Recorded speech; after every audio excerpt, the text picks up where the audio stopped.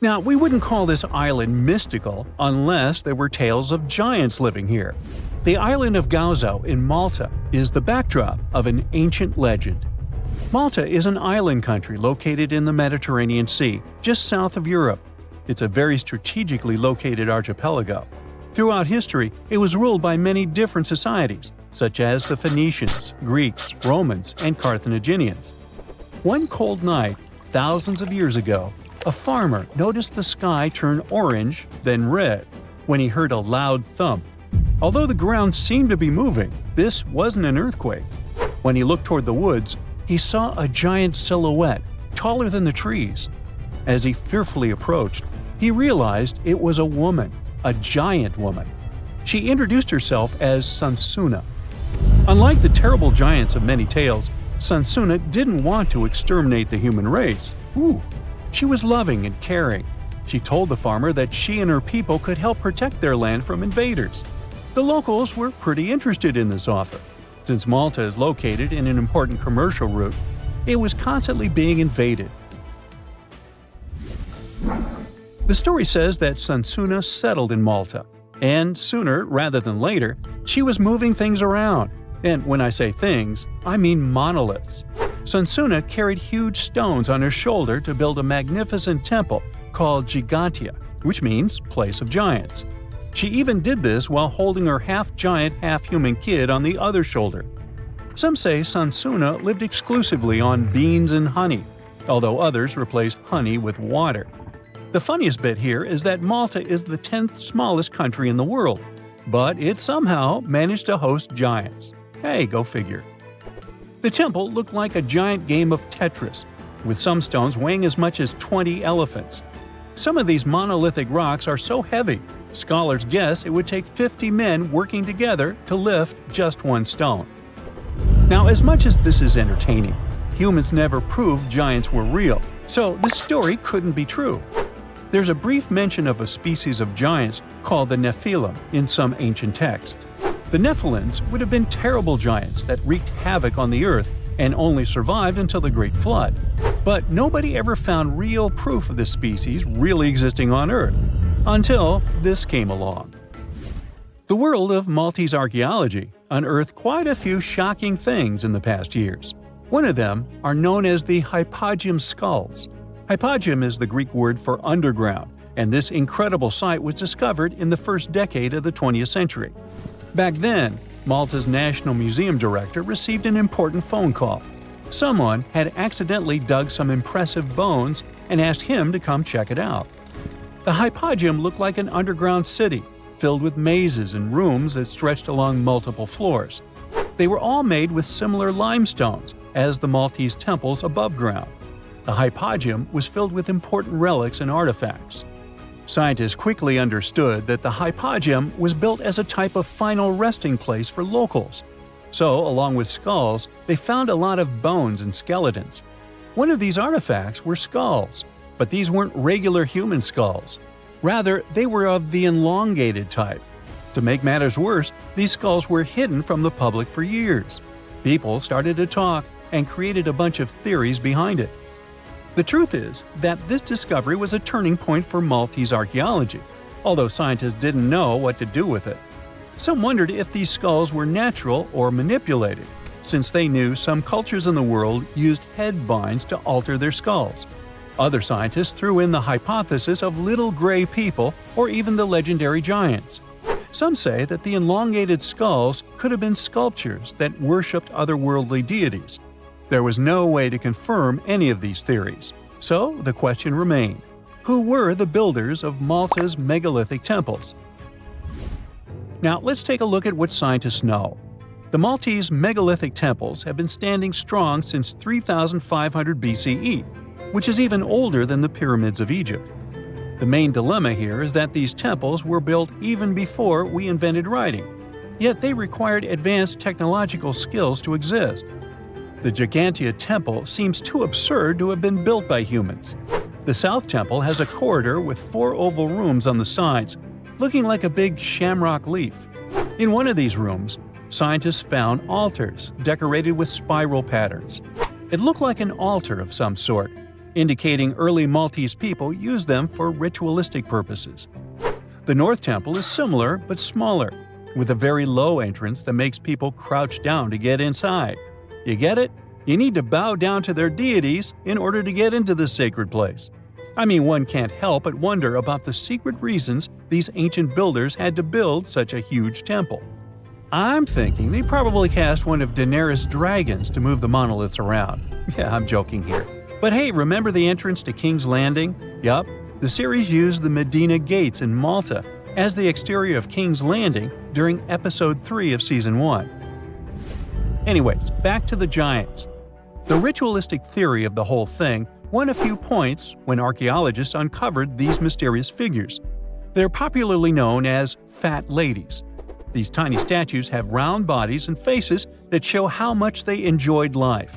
They kind of look like a miniature Sunsana, the giantess we talked about. Scientists believe these were statues that celebrated well-being and prosperity.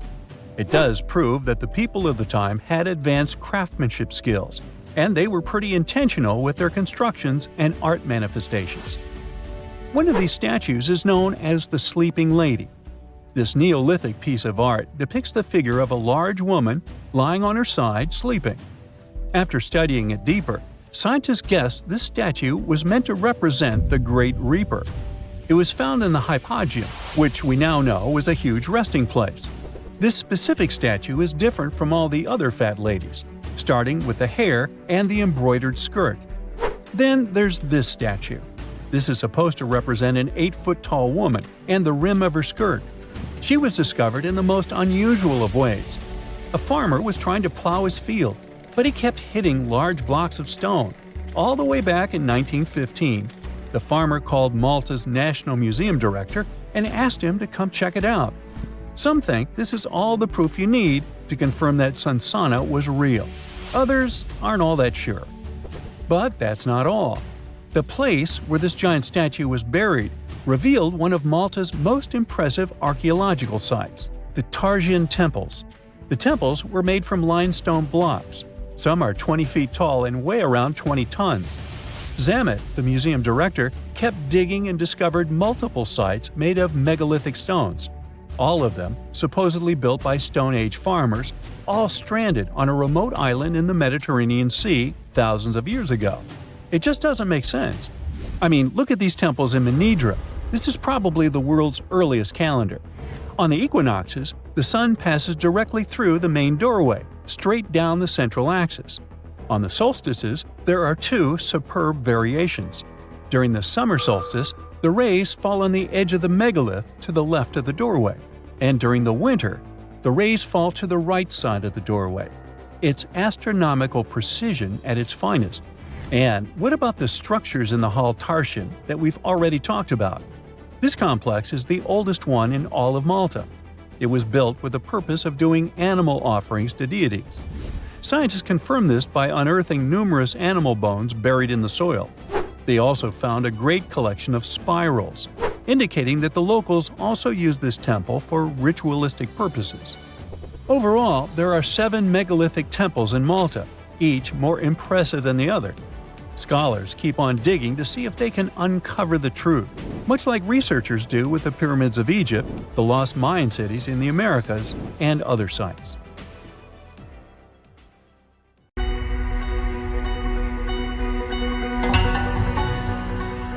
Take a look at these stones. They seem ordinary at first glance, just ancient slabs, ruins of some buildings. However, unlike many other archaeological finds, this one is among the most mysterious and unique. Here's why. These stones are the remains of a large temple complex called Puma Punku, located in Bolivia. Scientists aren't certain, but it's likely that Puma Punku was built by the Tiahuanaco Empire, which existed between 300 and 1000 CE, before the Inca Empire. There is no information suggesting that this civilization had advanced building technologies. Moreover, they might not have even had a writing system. Every stone was carved and polished with astonishing precision. They fit together perfectly, like pieces of a puzzle.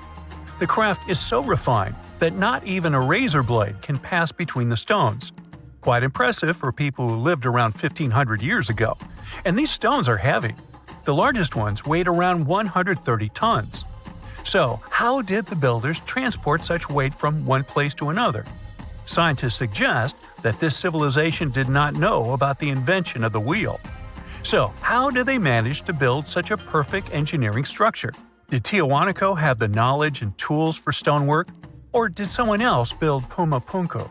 There are several theories about this. Theory 1. There was some advanced civilization that came to South America, interacted with Tiahuanaco, built this engineering marvel, and then left. Theory 2. Some beings from another planet came to Earth, showed humans how to build perfect structures, and created Puma Punku. This theory is dubious. Another idea from this series suggests that Puma Punku was built by mythological creatures from the South American culture at that time. Theory 3, the most likely one. There is no mystery here. Tiahuanaco was indeed an advanced civilization with incredible building technologies. So, what do you think?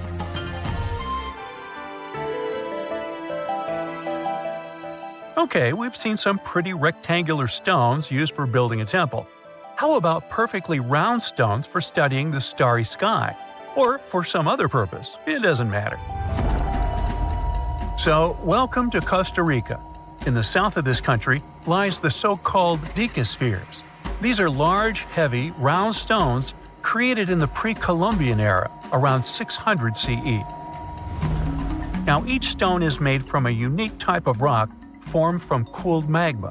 In other words, someone waited for a volcanic eruption to end and for all the magma to cool, and then took all this material and carved these spheres from it. But how did they achieve such a perfect shape? Scientists suggest that people use small stones to grind and carve the cooled magma. Some specialists think that the stones were made for navigation. They could have indicated the way to certain places. Another theory claims that the deca squares were used for astronomy. No one knows for sure. We may never get the answer to this question because the people who knew the secret of the stones disappeared after the Spanish expansion.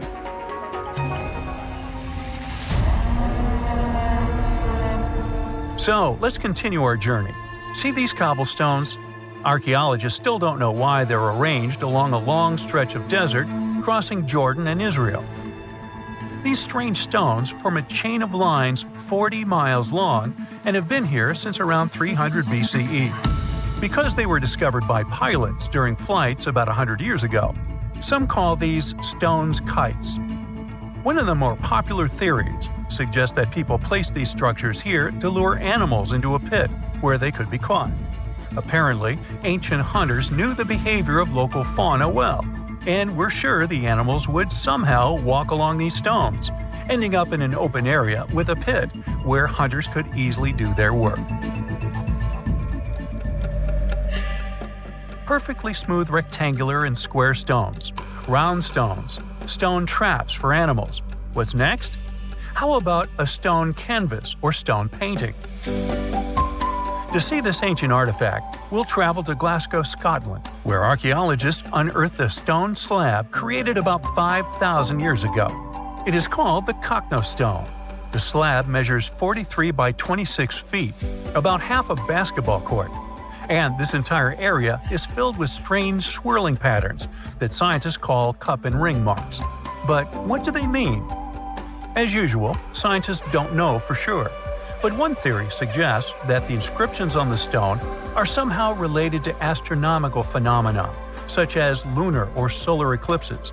Maybe it was a star map, or maybe people just wanted to create a work of art. In any case, there is another interesting fact related to the cup and ring marks.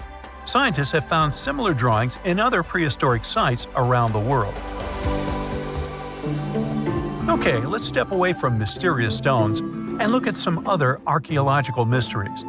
Here is the approximate order of civilization development starting from 8000 BCE, according to scientists. First, people settle in one place and build a city or settlement there. Then they engage in agriculture, and after that, they build temples. But in 1994, archaeologists said, no, the order might have been different. What if people first built temples to worship higher mythical beings and only then built cities and engaged in agriculture? Let's go to Turkey, to the rural area of Göbekli Tepe, where in the mid-1990s, archaeologists discovered several stone pillars with carved animals on them. This ancient structure dates back to around the 10th millennium BCE. Now, this place is considered one of the oldest places of worship in the world. Most likely, it was built by semi-nomadic hunters who knew nothing about agriculture because it appeared in this region 5 centuries later. Now, scientists are wondering, is it true that such structures led to the settlement of the area? The answer to this question may help understand the mindset and development of humanity in many parts of our planet. So, would you like a scroll with the location of a treasure marked on it? You could say you already have one. Check it out yourself. Just Google the Copper Scroll Treasure. Download a high-resolution photo of the scroll and follow the instructions. Oops! The instructions are written in an incomprehensible language.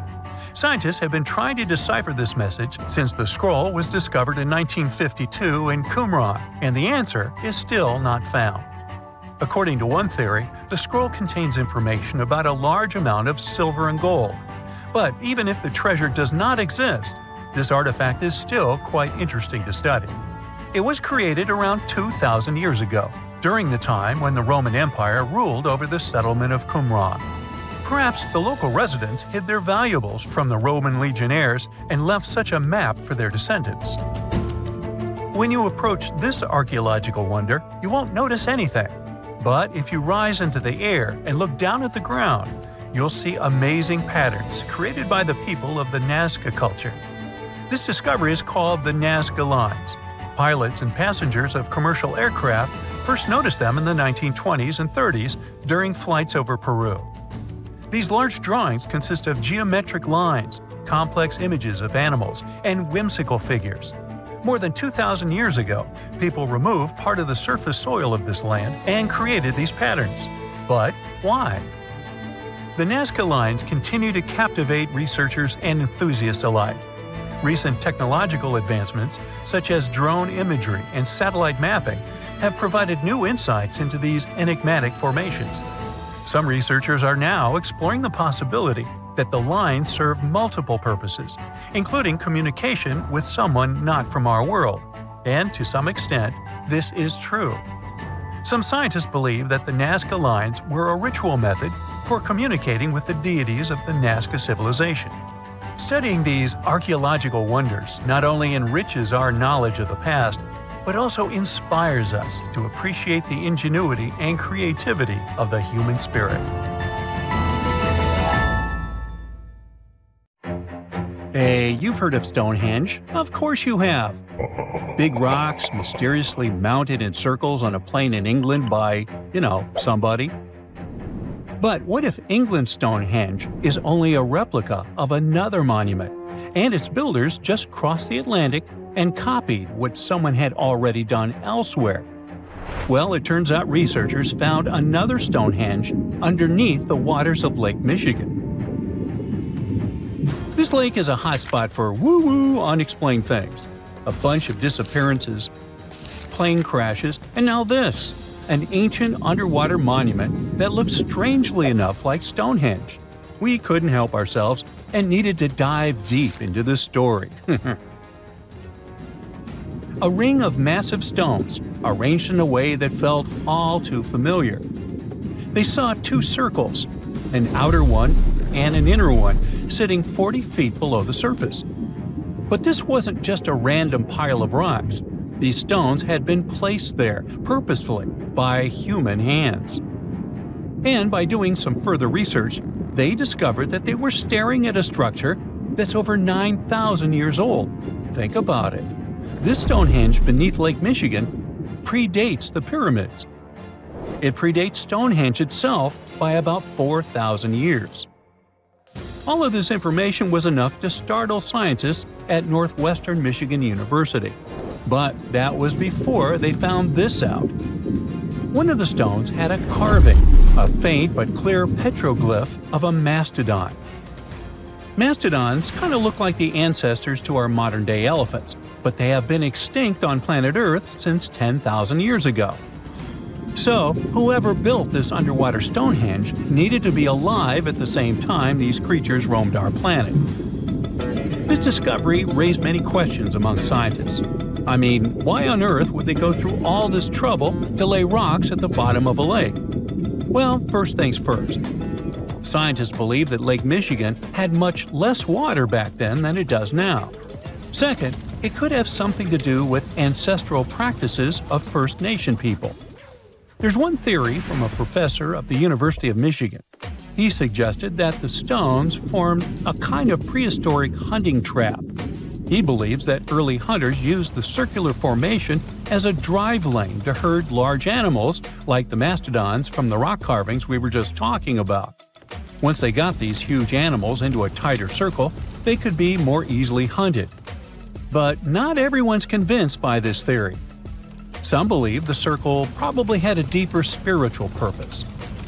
According to local Native American tribes, like the Anishinaabe, stones are more than just rocks. They're living beings. They hold spiritual energy and represent a connection to the earth and all living creatures. An elder from the Anishinaabe community even suggested that these stones are sacred, placed there by their ancestors to honor the land and its creatures. Scientists are trying to study the stone formation in depth, like about 40 feet. But that's the problem, actually. The fact that it's underwater makes it super difficult, since they don't have the best technology. Traditional archaeological tools don't work as well when everything is submerged, but promising new technologies like stereophotogrammetry, which literally means making 3D models of a site, are helping scientists study the stone circle more closely. Still, research is slow and expensive, so it's hard to know when this mystery will come to a close. As we said, Lake Michigan is a hot spot for unexplained phenomena. Its lakebed is filled with shipwrecks, such as the Thomas Hume, a sturdy American schooner. It also collects debris from airplanes that have suddenly gone missing while flying the area, such as Northwest Airlines Flight 2501 that disappeared in the 1950s. Some people even call the area the Lake Michigan Triangle, suggesting paranormal activities like what happens in the Bermuda Triangle might be going on. The lake spans over 22,000 square miles, which means it's almost two-thirds the size of the country of Ireland. In 2024, scientists were able to access another one of Lake Michigan's mysteries, the wreck of the Margaret A. Muir schooner. This 130-foot-long sailing ship sank over 130 years ago. The discovery was announced just recently by the Wisconsin Underwater Archaeological Association, the WUAA, whose team found the shipwreck sitting 50 feet below the surface just off the shores of Algoma, Wisconsin. Built in 1872, the Margaret A. Muir was a three-masted schooner built to carry heavy cargo across the Great Lakes. Her final voyage started out as a routine trip. Loaded with bulk salt, the ship left Bay City, Michigan, heading for South Chicago, Illinois. But on September 30th, 1893, things took a bad turn. Just as the Muir approached the town of Annapolis, now known as Algoma, a sudden storm hit. The ship began taking on water fast. The captain of the boat ordered his crew to abandon ship, and thankfully, they all made it to shore safely. For more than a century, the wreck sat undisturbed on the lakebed, its location a mystery. But thanks to a combination of historical research and high-resolution sonar, WUAA searchers finally found her in May of last year. The wreck is remarkably well preserved, with parts of the deck and gear still visible. Well, just a few lakes over to the left, researchers uncovered another impressive thing. At the bottom of Lake Mendota, near Madison, Wisconsin, researchers found 11 ancient canoes. They believe the oldest of the canoes dates all the way back to 2500 BCE. Now, if you don't get why that's important, it's because you're thinking with today's head. If in a classic Midwest highway you see a bunch of pickups, then back in the ancient days, you see only canoes. They were the main mode of transportation for indigenous cultures. They were used to fish in deep waters, trade goods, and travel long distances. The reason why scientists were so excited with its discovery is because they had never found any proof of what canoes were being used for in this region back then. And to understand the local cultures that inhabited the area during this time period, they needed to have some information on that. This exciting discovery was announced by the Wisconsin Historical Society in May 2024. The first canoe, which they believe is around 1,200 years old, was pulled from the lake in 2021. Then a second one was dug up in 2022. And now divers have found at least 11 more canoes along what would have been an ancient shoreline, long since submerged. One theory is that these canoes were intentionally sunk to keep them from freezing or warping in winter. It's possible people stored them in the same spot for generations. Or maybe this is just a small part of a much bigger settlement. Historians do believe there could be an ancient village hidden under the water of the lake. Divers have already found stone tools, like net sinkers used for fishing, but the village itself hasn't been located yet. Truth is, while the Great Lakes often steal all the thunder, scientists point out that smaller lakes like Mendota have stories too. The Wisconsin Historical Society is working closely with Native nations to piece together more about the lake's history. You'll need to believe me when I say there is a third Stonehenge, all the way under the waters of Lake Constance, Switzerland. I mean, think of it like Stonehenge's cousin. Archaeologists began to discover this back in 2015, when they found a line of 170 man-made stone cairns under the lake. Scientists say this was most likely the work of several villages, and that the cairn site was probably used for some collective purpose because, well, the formations are huge. Some of them are several dozen feet wide, and they can build up to 6 feet. The most amazing discovery so far is that the site dates back to around 5,500 years ago. So around the time the original Stonehenge was being built.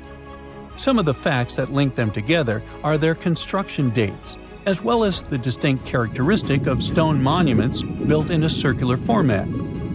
Scientists don't know much about this site yet, but hey, I see a pattern manifested all over the world, don't you?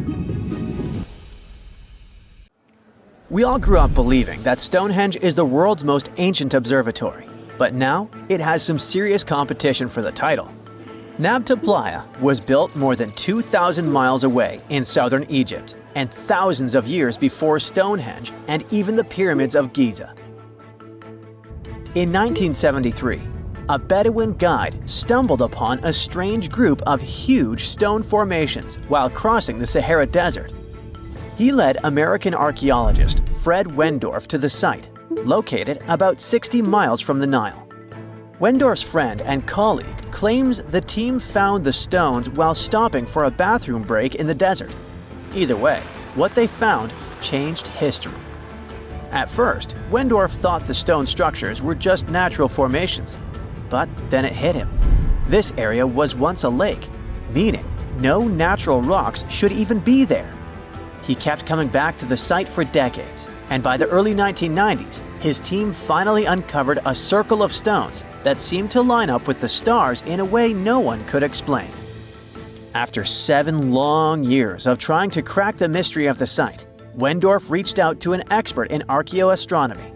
They study how ancient people used the stars. One evening, while the expert sat in the cool desert sand staring at the stones, he realized that they formed a pattern radiating outward from a massive burial mound. One by one, as they dug into the sediment, the buried megaliths started lining up like spokes on a wheel. The team had already used radiocarbon dating to test samples from fire hearths and tamarisk wood roofing found inside the stone circle. Nabta Playa had dozens of standing stones, all a few feet tall. Some of them lined up exactly with the sunrise on special days, and others matched up with bright stars in the sky. Inside the big circle, there were 6 special stones that may have been used for rituals or marking important times of the year. Around them, 29 standing stones might have worked like a simple calendar to help people know when it was time for something important, like the summer solstice, the longest day of the year. When the sun rose in just the right spot, it was a sign that the rainy season was coming. The stone circle once aligned with the brightest stars in the northern sky: Arcturus, Sirius, and Alpha Centauri. Some stones even pointed to the constellation Orion.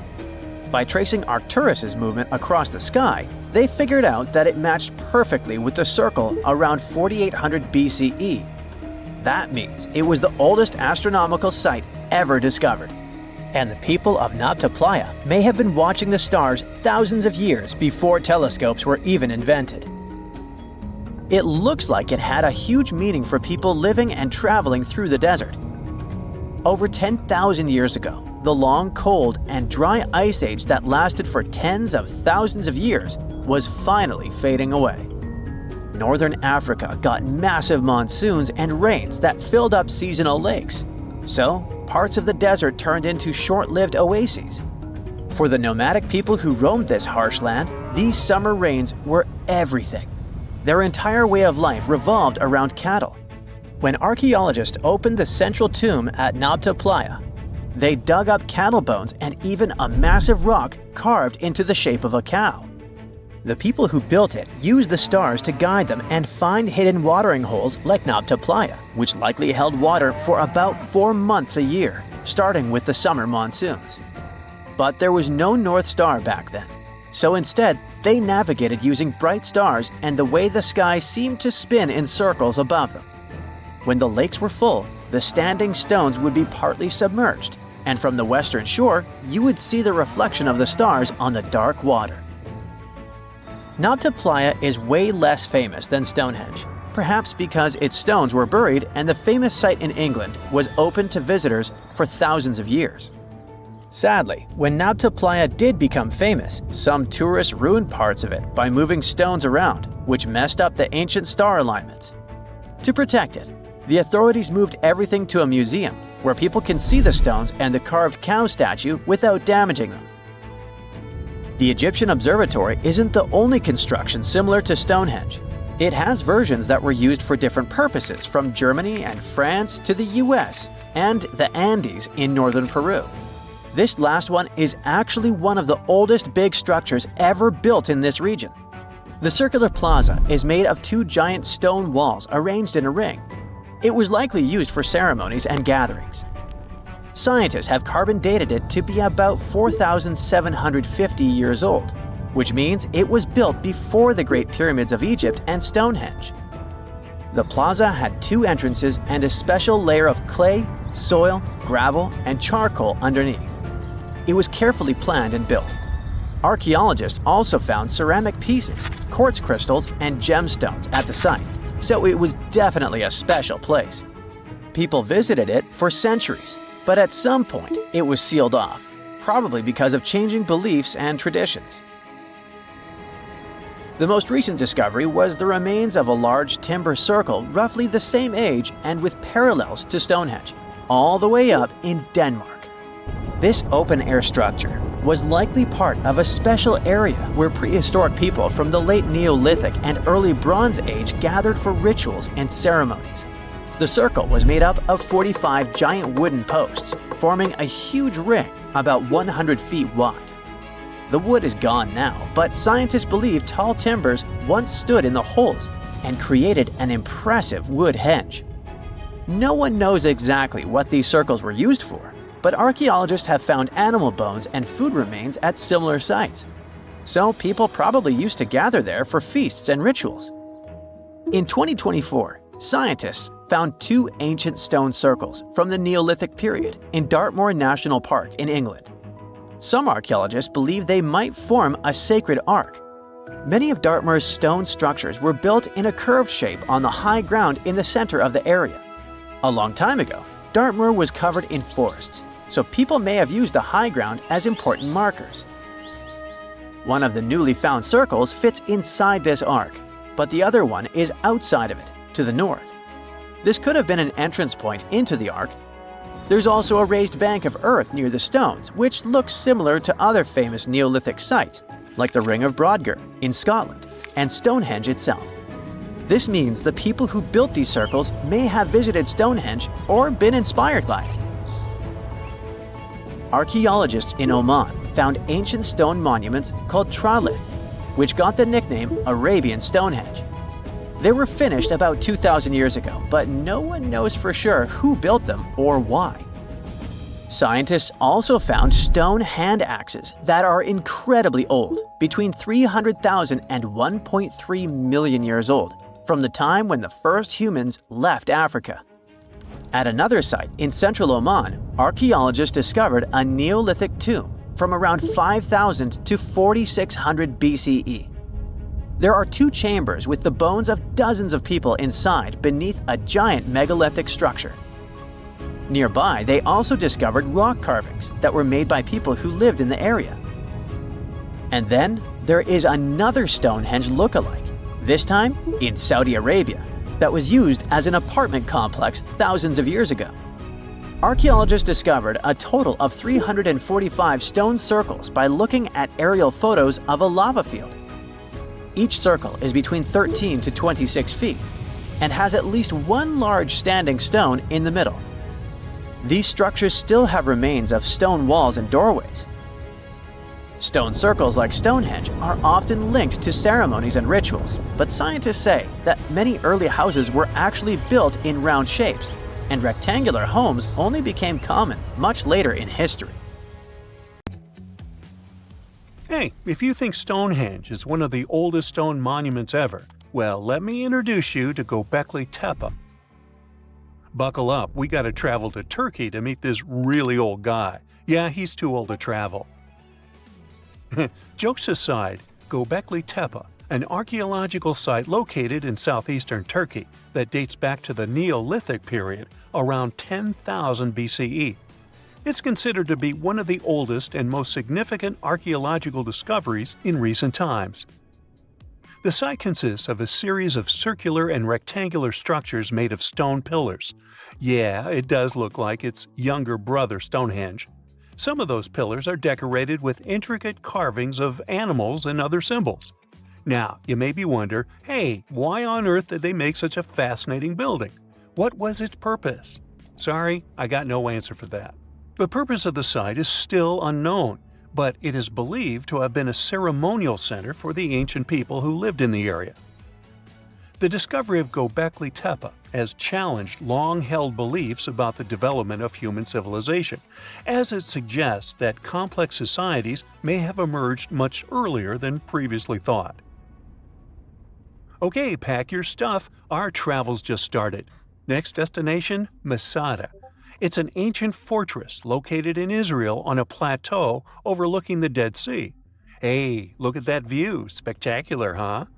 It was built by King Herod the Great in the 1st century BCE, and it was very smartly built. Within the fortress, there were various facilities such as storehouses, barracks, a palace, and a set of cisterns capable of holding approximately 40,000 cubic meters of rainwater.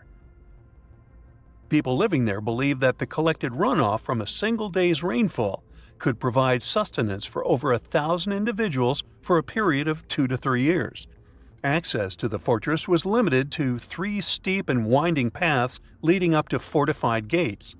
Still, at one point, the fortress was occupied by people who had fled Jerusalem after the city was captured by the Romans. They held out against the invaders for several months, but eventually they were defeated. But these guys didn't surrender. The story of Masada has become a symbol of resistance and bravery. Today, Masada is a popular tourist attraction and a UNESCO World Heritage Site. The next flight is going to be short. We're popping over to Egypt to see the Karnak Temple Complex. It's a vast ancient Egyptian temple complex located in the city of Luxor, Egypt. It was built over a period of 2,000 years and covers an area of more than 200 acres. The complex is dedicated to the worship of the deity Amun-Roka. Wait a minute, that should be Amun-Ra. And it was one of the most important religious centers in ancient Egypt, The Karnak Temple consists of several temples, chapels, and other buildings, including the Great Temple of Amun, the Temple of Khonsu, and the Temple of Ptah. Ptah! The Great Temple of Amun is the largest and most impressive temple in the complex, with massive columns, statues, and other decorations.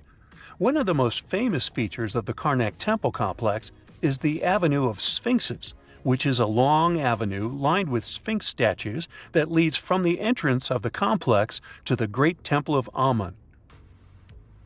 Another notable feature is the Hypostyle Hall, which is a massive hall with 134 columns that are over 70 feet high. The Karnak Temple complex is a popular tourist attraction and a UNESCO World Heritage Site. It's considered one of the most important archaeological sites in Egypt and provides a fascinating glimpse into the religion and culture of ancient Egypt. Hey, we can't hop on the next flight and leave Egypt until we see the Pyramid of Djoser. It has another name, by the way. It's also known as the Step Pyramid. This ancient Egyptian site is located in Saqqara. It was built during the 27th century BCE for the pharaoh Djoser by his architect Imhotep, who is considered one of the most important figures in Egyptian history. People believe this pyramid is the first monumental structure built entirely of stone and is an important example of early Egyptian architecture. The pyramid originally stood at 203 feet tall and was surrounded by a complex of buildings and courtyards. It was constructed in 6 layers, each smaller than the one below it, giving it the distinctive step-like appearance. The pyramid was used as a burial place for Pharaoh Djoser and was surrounded by a vast necropolis that contained the tombs of many other important officials. The Grateful Dead? The Pyramid of Djoser has several renovations and additions over the centuries, including the addition of a limestone casing that covered the original step structure.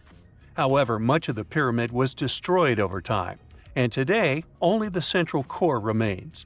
Despite this, it remains an important archaeological site and a popular tourist attraction in Egypt. Alrighty, we're ready to move on. There's one more pretty recent discovery we gotta see today. The Tower of Jericho was only discovered during excavations in the 1950s and 60s. It's an ancient stone tower located in the city of Jericho in the West Bank. Just like Göbekli Tepe, this one is believed to be one of the oldest stone structures in the world, dating back to approximately 8000 BCE. The tower stands at over 28 feet tall. It's made up of 2 main sections, an inner tower and an outer tower, which are connected by a series of stairs. The purpose of the Tower of Jericho is not entirely clear, but it is believed to have served as a defensive structure or a watchtower. It may have also had religious significance, as it was located near a sacred spring. The Tower of Jericho is a significant archaeological site and has provided valuable insights into the early history of human civilization. It's open to visitors and is a popular destination for tourists interested in ancient history. Now, this ancient site even got attention from Netflix, and they made a movie where the action takes place in Mohenjo-Daro. This site was a major center of the Indus Valley civilization in present-day Pakistan. Mohenjo-Daro was one of the largest cities of the ancient world, with a population estimated to have been around 40,000 in its peak. Trust me, that must have been a crazy megalopolis back then. The city was notable for its advanced urban planning, with sophisticated drainage and sanitation systems, and its impressive architecture, including the Great Bath and the Granary. Mohenjo-Daro was abandoned around 1900 BCE, and its ruins were only rediscovered in the 1920s. Today, it is a UNESCO World Heritage Site and an important archaeological site for the study of ancient South Asian civilization. We're heading to a teeny-tiny country that has quite an impressive history. Welcome to Malta. The Xigantia Temples are a Neolithic site located on the Mediterranean island of Gozo. They're probably one of the oldest freestanding structures in the world, dating back to around 3600 to 3200 BCE. The temples consist of 2 megalithic structures, each with multiple rooms and altars. The name Gigantea means giant tower in Maltese, as people believe that only giants could have built such massive structures. The temples are believed to have been used for religious purposes and are considered to be an important example of prehistoric architecture. They were added to the UNESCO World Heritage List in 1980. Well, you must be pretty tired, but there's one more place we gotta visit today.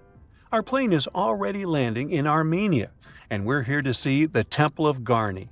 Look, this one is well preserved. This temple dates back to the 1st century CE. It was built by King Tiridates I as a dedication to the sun deity Mir.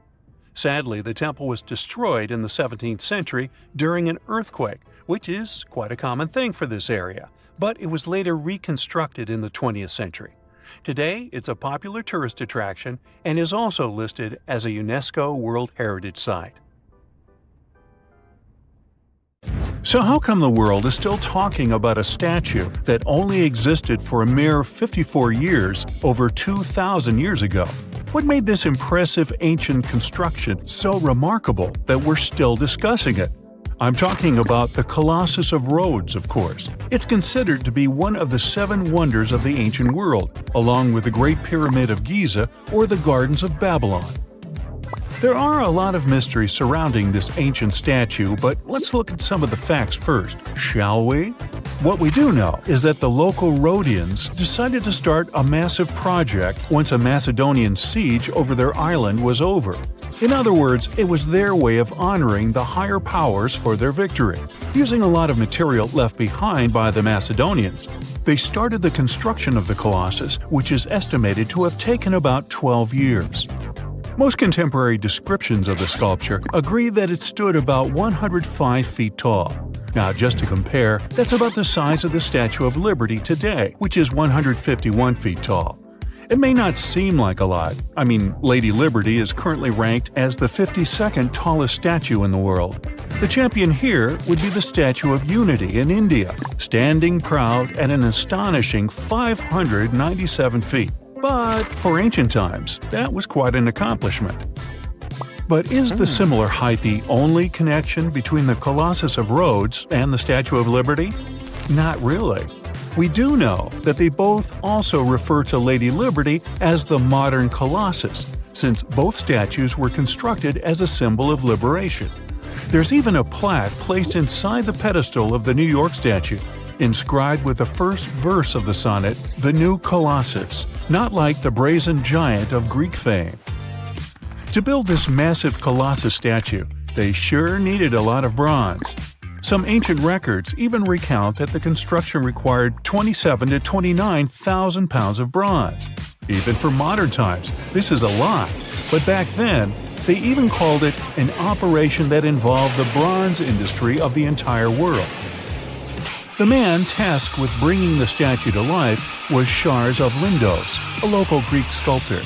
The whole construction took place from 294 to 282 BCE, but unfortunately, Chares never got to see the end result.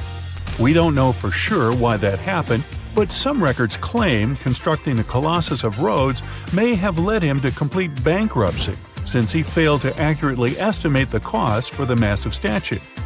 Anyway, we still don't know for sure how it was possible to build a statue this big back in those days.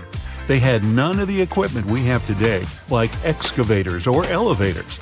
Some old records said that they had to invent a completely new, custom method to build it. It all happened on the location, put together piece by piece. They supposedly split the statue into many different sections, and the first one to be constructed was the feet. Once each section was done, huge mounds of earth were placed around it, so they could continue working on the next section above.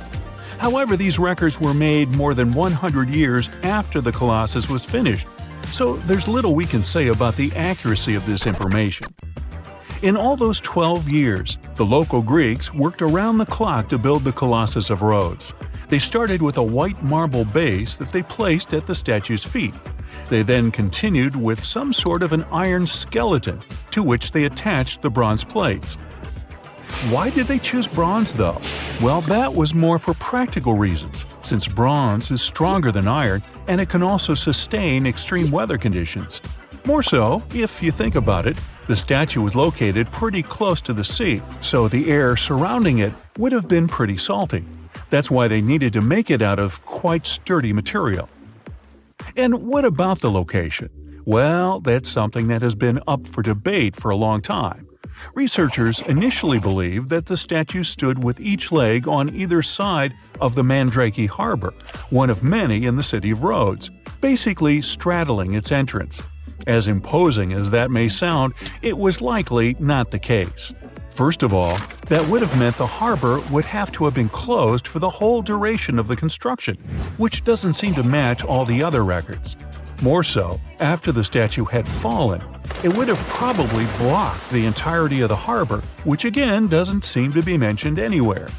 Most recent depictions say that it most likely stood either on the eastern side of the Mandrake Harbor or maybe even further inland.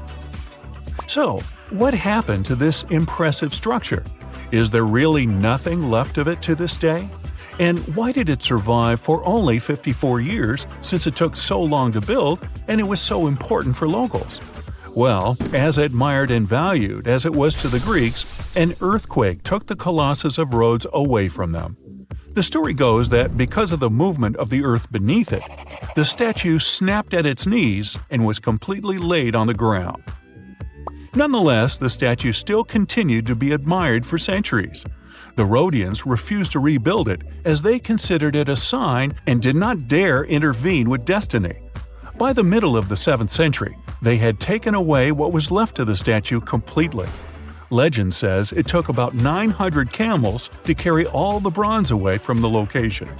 And what about the looks of the statue? This is also one aspect that is still shrouded in mystery. Even though it was a symbol of the locals' pride in maintaining their independence, they did not use the depiction of the statue for any of the coins they made, even though that was kind of customary. Other art historians do think, however, that the Colossus was similar to other depictions of the same mythological creature, a male figure that had rays of light rising from its head. The position of its hands is also still up for debate. Some say it might have even been holding a torch. We don't know if his hands were pointed straight down or whether the right arm was raised, like in similar representations in Greek mythology. The original might not be here for us to admire anymore, but there are some plans out there to rebuild it. A group of European architects intends to build a 21st century version of the ancient statue. This new construction is planned to stretch 500 feet tall. It should serve as a cultural center combined with a lighthouse. To make sure it won't have the same destiny as its ancient ancestor, these designers intend to use a lot of technology available today. Firstly, they plan to cover the whole exterior of the modern Colossus with solar panels so that the enormous building has enough electricity. They also intend to use modern resources to make sure earthquakes and wind forces won't affect the massive structure yet again. To do that, they plan to build the statue as a tripod structure, made from its 2 legs and a third pillar of support, constructed from the sash draped over the statue's arm and touching the ground. They also plan to place heavy steel support around the base for counterbalance. They even thought of a suspension system that would permit the statue to rock back and forth, making it a bit more flexible and able to resist all the various weather conditions. The manufacturer's suggested retail price on this project is quite high though, estimated at around $283 million. Supporters of the modern Colossus are optimistic as they are certain they can raise that impressive amount of cash through crowdfunding and private investments. Ever since Plato wrote about the allegory of Atlantis, humanity has been fascinated with the possibility of the discovery of a thriving underwater civilization. Fancy joining me on a trip to a few historic underwater sites? Let's see what we can find out about ancient civilizations. The first one on our list is what is being called the underwater Stonehenge. Scientists have recently discovered a mysterious pile of cairns that stretch for miles under the shimmering waters of Lake Constance at the borders of Switzerland, Germany, and Austria.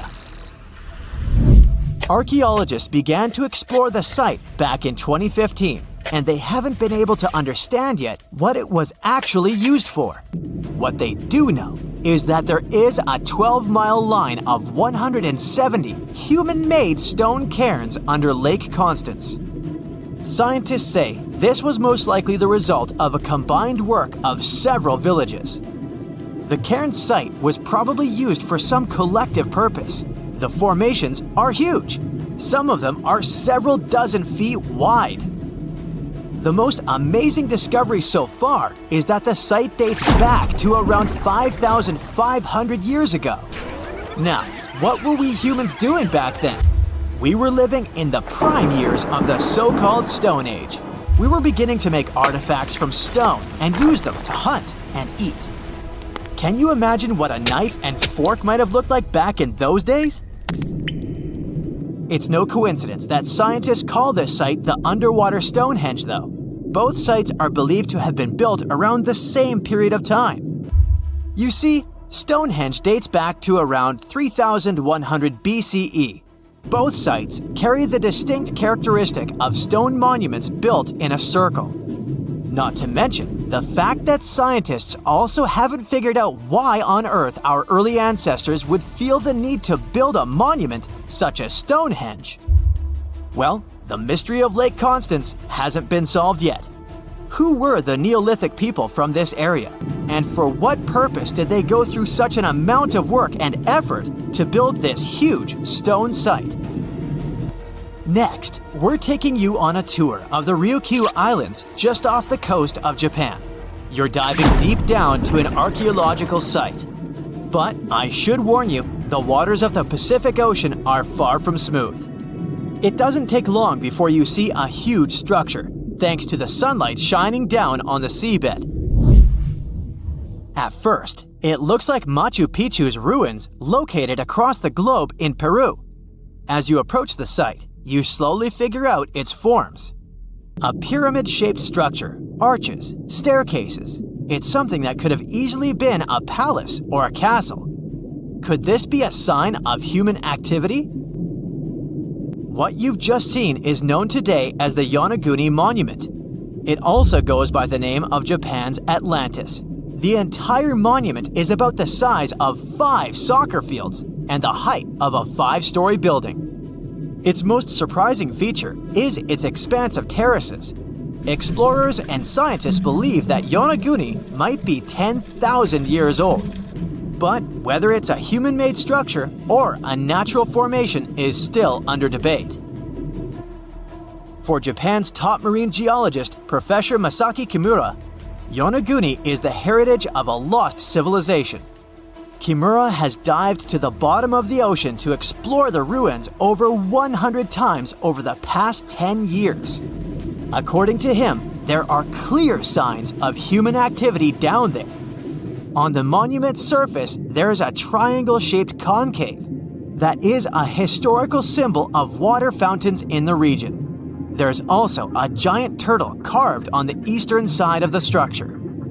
And, according to Kimura, turtles have an important cultural meaning. Several pieces of stone tools have been recovered from the site. Their estimated age is around 10,000 years. However, not all scientists support this theory. For many, Yonaguni is the result of thousands of years of erosion.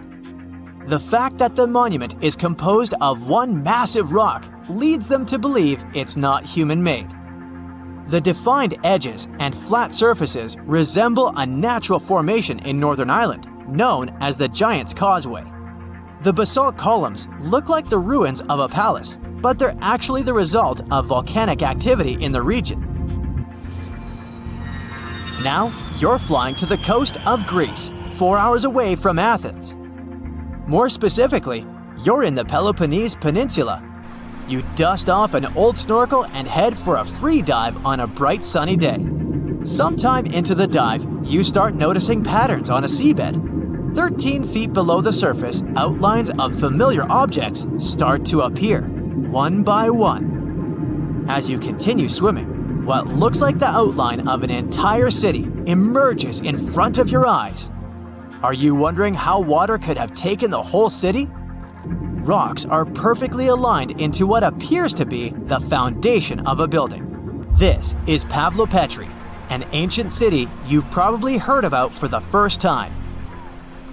It was discovered by Nicholas Fleming, a British oceanographer, when he was on vacation in Greece.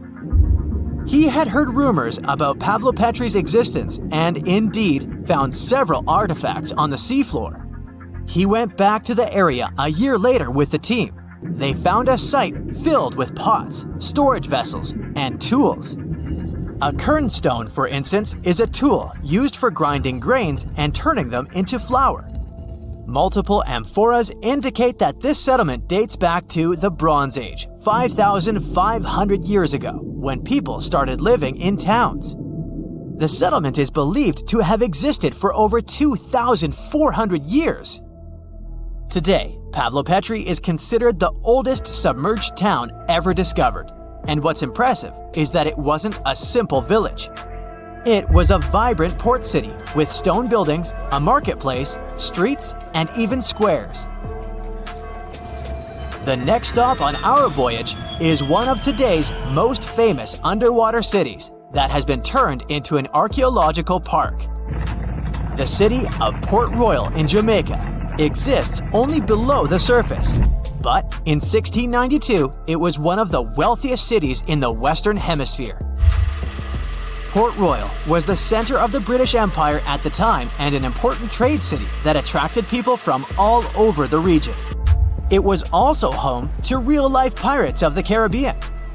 On the morning of June 7, 1692, the people of Port Royal met a different fate than they had probably expected.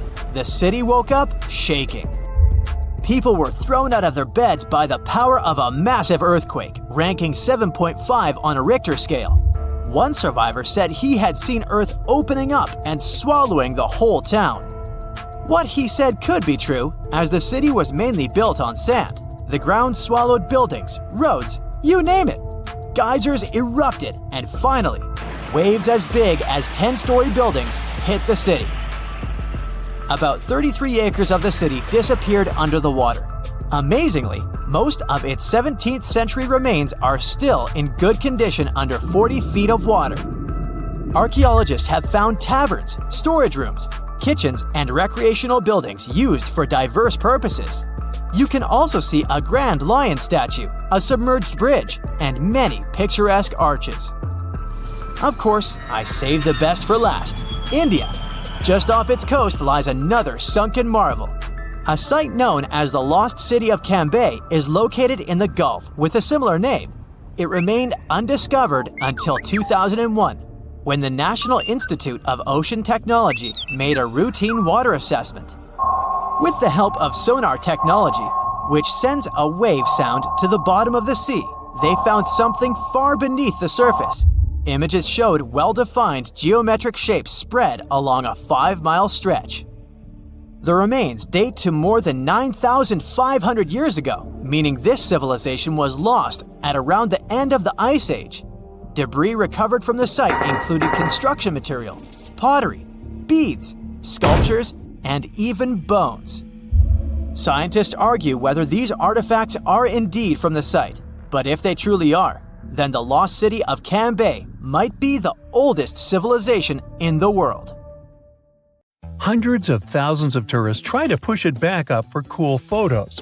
But can anyone really save the Leaning Tower of Pisa from falling over? The tower is one of the most famous examples of medieval architecture and a part of a complex called Pisa's Field of Miracles. In the 12th century, when the construction began, it was pretty unusual for a bell tower to stand away from a cathedral. But that is, of course, not the most unique feature of the tower. No one actually planned for it to be leaning on one side, but things happen, you know. It started tilting southward shortly after the beginning of construction because of the soft ground under its foundations. That soil couldn't handle the weight of the heavy white marble and started to go down. The builders decided to get creative and add each next floor at an angle to fix the tilt, but it didn't help. Once 3 of the 8 floors were finished, the tilt was so obviously getting worse that they had to halt the process to solve the problem. Because of a major conflict between Pisa and the city-state of Genova, the construction stopped for around 100 years. This time was enough for the soil to get in a better condition. A new architect took charge of the process, and in 1372, the tower was ready, tilted at 1.6 degrees. A popular legend says that Galileo Galilei, a famous Italian astronomer and physicist, dropped 2 different weights from the tower to prove that lighter and heavier objects fall at the same speed. If that legend is true, he would have done it when the tower was tilted at about 3 degrees. Almost 3 centuries later, an architect working on the tower wanted to show the world the beautiful carvings on its base, hoping to increase its value. Sadly, it made the construction tilt like never before. Oops. But even despite all this, Pisa's main symbol managed to survive at least 4 massive earthquakes. It turned out that the moldable soil prevented the tower from resonating with earthquake ground motion. In the middle of the 20th century, when the tower was already leaning at 5.5 degrees, Italian officials decided to invite experts to save it from completely falling over. Ideas on how to preserve the ancient monument arrived from all across the world, and they created a special international committee. They came up with an idea to extract soil from beneath the tower's northern foundation to put it back in an upright position. The team ran computer simulations and decided to bring the plan to life before it was too late. Workers wrapped steel bands around the first level of the tower to protect the stone. They put an impressive amount of lead weights on the northern side of the tower and connected it to cables set deep underground. Then they started drilling and removing the soil step by step. This method worked and helped to pull the tower against the direction of the tilt. The team had to repeat the process over several years at 41 different locations around the tower. Talk about perseverance. In May 2008, the tower finished straightening and finally stood still. It lost a total of 19 inches of its tilt. Not bad at all. Engineers believe it will stand strong for at least another 200 years. And with the technology of the future, it should be easy to fix it again and let it stand for another 800 years. Or who knows, maybe robots will figure out how to preserve it forever. So, you have no reason to worry about the Leaning Tower of Pisa. But you might get concerned about the future of some other leaning towers around the world. The bell tower of Syracuse, Germany, held the official title of the world's furthest leaning church tower for years. It was built of granite more than 625 years ago on marshy soil. The foundation was made of oak tree trunks. The water in the ground actually helped to preserve it. When it was drained in the 19th century, the wood deteriorated and the tower started tilting. They had to close it to reinforce the tower, and it has been functioning as a church since it became safe again. In the summer of 2022, another German tower beat the record of the bell tower of Syracuse. A special commission measured the tilt of the Leaning Tower of Gau-Weinheim, and it turned out to be 5.42 degrees. It's a medieval fortified tower, and its bell still rings 3 times a day. The most famous clock tower in the world, London's Big Ben, is also leaning on one side. By the way, Big Ben is actually the name of the bell inside the tower, which was renamed the Elizabeth Tower in 2012. Anyway, the tower is now leaning about 1/4 of a degree to the northwest. It sounds like nothing, but in the long term, it could become unstable. Experts don't know what's causing the tilt. There's a theory that says that the London clay on which Big Ben stands is drying out.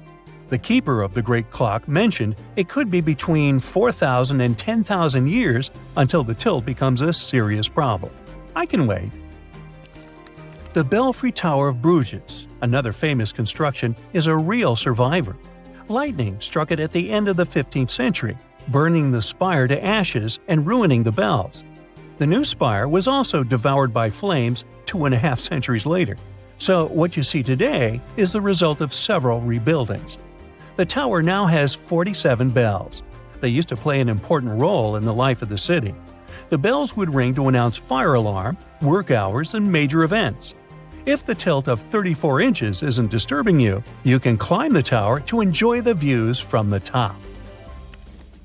And if you think only constructions from the Middle Ages can tilt when no one asked them to, meet San Francisco's Millennium Tower. This skyscraper is the tallest residential building in the city. It offers luxurious apartments and tilts more than 2 feet north and west. It has no plans to stop leaning so far and keeps going at a speed of 3 inches a year because it's sinking into the ground. And if no one manages to solve the problem, it could reach a tilt of 40 inches. If it goes any further on the side, the elevators and plumbing might not function anymore. All this is most likely the result of a construction mistake. The proposed solution now is to install 18 steel pipes down to bedrock deep underneath the tower to halt and probably even reverse some of the tilting. Some buildings are made tilted on purpose. The Capitol Gate Tower is one of the architectural gems of Abu Dhabi, UAE. This beauty has an incline of 18 degrees, which helped it win the title of the farthest leading building made by humans. The tower has 35 floors and symbolizes the blending of sea and desert. The main construction is supposed to look like a spiral of sand, and the curved canopy is a splash of water. Because of this unique shape of the tower, each floor and even each room inside has a one-of-a-kind shape and size. The tallest leaning tower, made tilted on purpose, is the Montreal Olympic Stadium Tower in Canada. It's half as tall as the Eiffel Tower and tilts at a whopping 45 degrees. It looks quite unsafe, but actually supports most of the weight of the roof of the main building, thanks to its design. The tower was supposed to be open for the 1976 Olympic Games, but building it took longer than planned. The top 3 floors of the tower host an observatory with panoramic views of up to 50 miles in every direction. A funicular can take you up there to enjoy the scenery, but you gotta be prepared for a 2-minute ride. Hey, don't worry, you can lean on me.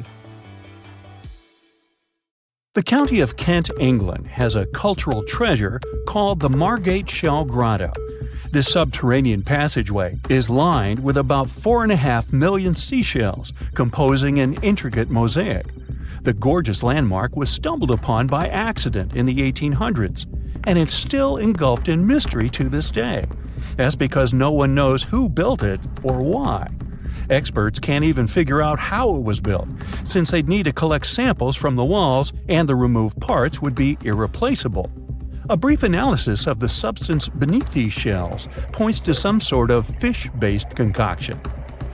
Some believe these walls were designed by some sort of evolved ancient civilization. Others describe the Margate Shell Grotto as belonging to either Egyptian, Roman, Indian, or Phoenician architecture. One other potential explanation is that the masterpiece was a personal project of an eccentric Victorian aristocrat. Now, the Roman Colosseum used to be nearly twice as large as it is today. However, it did not survive in its full form throughout the ages. Let's look at some of the history surrounding the Colosseum to piece the story together and how it managed to be scattered around town. The construction of this building began in 70 CE under Emperor Vespasian. Is that where Vespa comes from? Ever since it first opened, it was home to lots of activities and shows, featuring the mighty gladiators and a large array of exotic animals. And we'll leave it there. Its architectural glory started to dim down in 217, when a fire struck the upper parapets and much of the building's interiors. It took a whole century to finish the repairs for the damages, but the first form of the Colosseum would be gone forever. The downfall continued with an earthquake that affected southern Italy in 443. At this point, a big part of the Colosseum's outer ring was damaged. After the Siege of Rome, which happened in 472, locals met hardship, so a lot of them had to rely on selling pieces of limestone from the ancient Colosseum. Its most devastating blow came from another earthquake, which happened in 1349. This is when the south side of the building completely collapsed. That's when it started to look more like the building we see today in the Italian capital. However, the pieces of stone that were shaken off from the Colosseum were used to rebuild some other famous landmarks in Rome. So, if you just think about it, the missing part of the Colosseum isn't missing at all. It's just been repurposed, scattered around the city. Official efforts to preserve the Colosseum started around the 17th century and have been developing ever since, culminating with the massive Roman building being named one of the 7 wonders of the world in the 21st century. Now, the Colosseum may be the most famous, but it's certainly not the only ancient amphitheater worth mentioning. Continuing the list is the Amphitheater of El Jem, which dates to around 238. You'll find it in the small Tunisian town of El Jem. History connoisseurs may know El Jem as one of the best preserved Roman stone ruins in the world. It stands at about 100 feet tall and has the capacity to host around 35,000 people. No list of important ancient sites is complete without mentioning the glorious city of Pompeii in Italy. A massive eruption of the Vesuvius volcano covered the entire city in a considerable layer of volcanic ash. Luckily for us, though, what was left underneath that layer was very well preserved, and it's been studied ever since its discovery in the 1800s. Pompeii was originally inhabited by the Oscan tribe long ago, but it was then transformed into a colony during the ages of the Roman Empire. It has some of the best preserved villas, baths, shops, and even residential buildings. Tourists can also walk across paved streets and see artworks like sculptures, mosaics, and wall paintings. Now, when visiting Peru, most people head over to Machu Picchu. But let me tell you a little secret. Machu Picchu is not that ancient, as it's estimated to have been built in the 15th century CE. If you're looking for something a bit older, the ruins of Caro, also situated in Peru, might be a better choice, as it's one of Southern America's oldest urban areas. No sign of brutality was ever found here in this area, so archaeologists suggested that this place was home to a peaceful society. It's believed they used commerce to make ends meet, and they also enjoyed music. That's because one of the most significant discoveries made here at this site was the impressive collection of musical instruments, which featured 37 cornetos made of animal bones, like deer and llama. Another 33 flutes were found here, which were estimated to date as far back as 2170 BCE. The ruins of the ancient city of Pella in Jordan date back to over 6,000 years ago. They are also a notable example of advanced societies that have been long gone, as it features ancient theaters, Roman baths, and a fountain house. What makes this location even more important is the fact that archaeologists believed it has been populated ever since the Stone Age. The ancient theater of Fourvière is a secluded gem hidden in the French city of Lyon. Archaeological data estimates it was built over 2,000 years ago, and it offers a gorgeous view of the city. Able to seat about 10,000 people, this ancient theater is home to the famous Nuit de Fourvière, a music festival. Now, back in Greek and Roman times, it was called Heliopolis, or the City of Sun. These days, Baalbek features a temple complex that's home to 2 of the biggest Roman temple ruins, the temples of Bacchus and that of Jupiter. Should you want to visit it, you'll need to head over to eastern Lebanon, where these temples are wonderfully preserved to this day. We do know they date back to about the 2nd or 3rd century. The Ellora Caves in India are said to date back as far as 600 CE, and they stretch across more than a mile. Located in the state of Maharashtra, here's where you can visit a rare array of 34 temples, which were intricately carved out of the mountainside. They're filled with delicate works of art like paintings and sculptures. The so-called Cradle of Humankind is home to the oldest record of humankind's history. It's found near Johannesburg in South Africa and features some of the oldest hominin fossils ever discovered. Here you can find roughly 40% of the world's human ancestor fossils. One interesting fossil is that of an Australopithecus africanus called Mrs. Please, who's estimated to have lived around 2.5 million years ago. Fun fact, they even let you have a wedding here. Another temple complex that goes back to the 10th century is Kol Kir, and this one is in the jungles of Cambodia. The journey to reach this ancient site is not easy, and most tourists prefer to use tuk-tuks, a 3-wheeled taxi to get there. The most important monument here at Kol Kir is named Prasat Tham. Only a limited number of tourists are allowed to climb the staircase to the top to reduce their exposure to damaging elements. but the views are worth it if you don't have a fear of heights. You'll see about 40 inscriptions that go as far back as 932.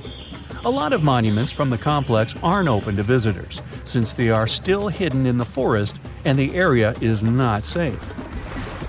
It's hard to imagine that this site used to be the location for the biggest trading center in the world back in the 3rd century.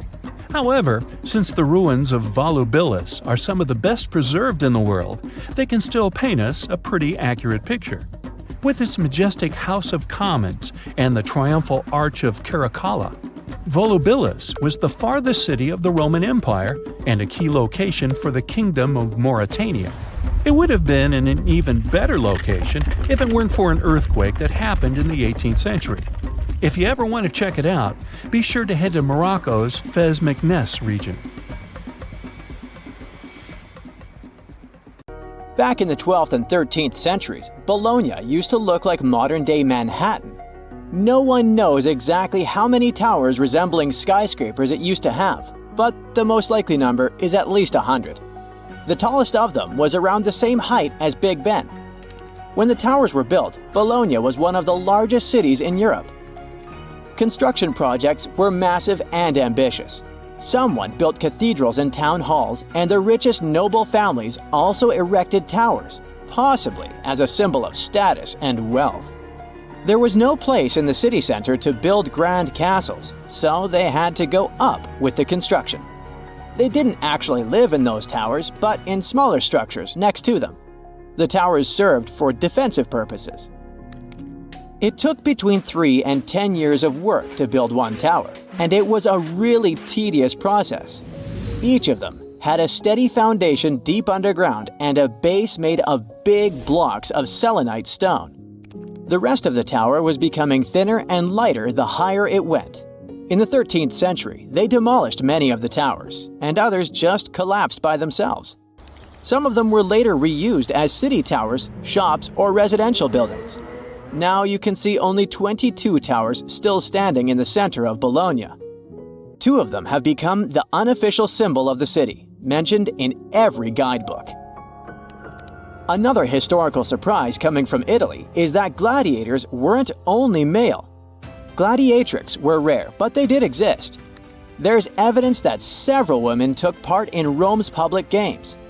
In ancient texts, these women were often called ludia, or mulieres, but not ladies. Some scholars think it means that it was mostly lower-class women in the arena.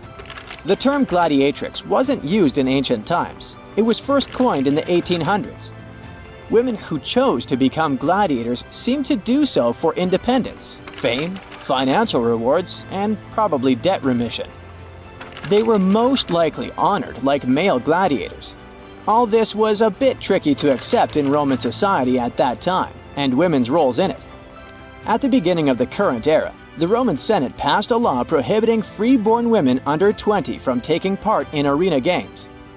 Emperor Septimus Severus banned all women from the arena in the year 200 of the current era. He was probably afraid that women might want to compete in the Olympic Games. It would seriously mess up the existing social order. Pineapples were once the equivalent of designer bags and watches today, a symbol of wealth and status in Britain. You can still see them at the top of the western towers of St. Paul's Cathedral, one of the most famous landmarks of London.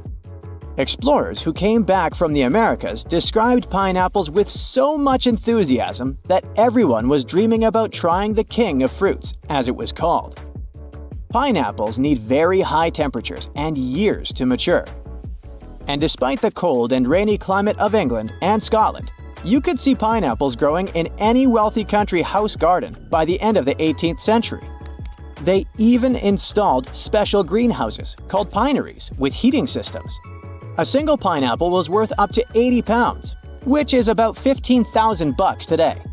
Of course, people would hardly eat this expensive beauty, but send it as a gift or display on a dining table until it would rot. Folks who couldn't afford to buy a pineapple would sometimes rent one to show off wealth at a party. The king of fruits became a part of various designs and tableware for the rich. Stone pineapples on gateposts and the pineapple atop the Wimbledon trophy are living memories of that time. Around 1820, there were so many pineapples imported from abroad that they started losing their luxury status. 100 million years ago, there were giant crocodiles living in the Sahara Desert. In the 1990s, paleontologists found fossilized skeletons of primitive crocodiles, including the so-called supercroc. They discovered several partial skeletons from 110 million years ago.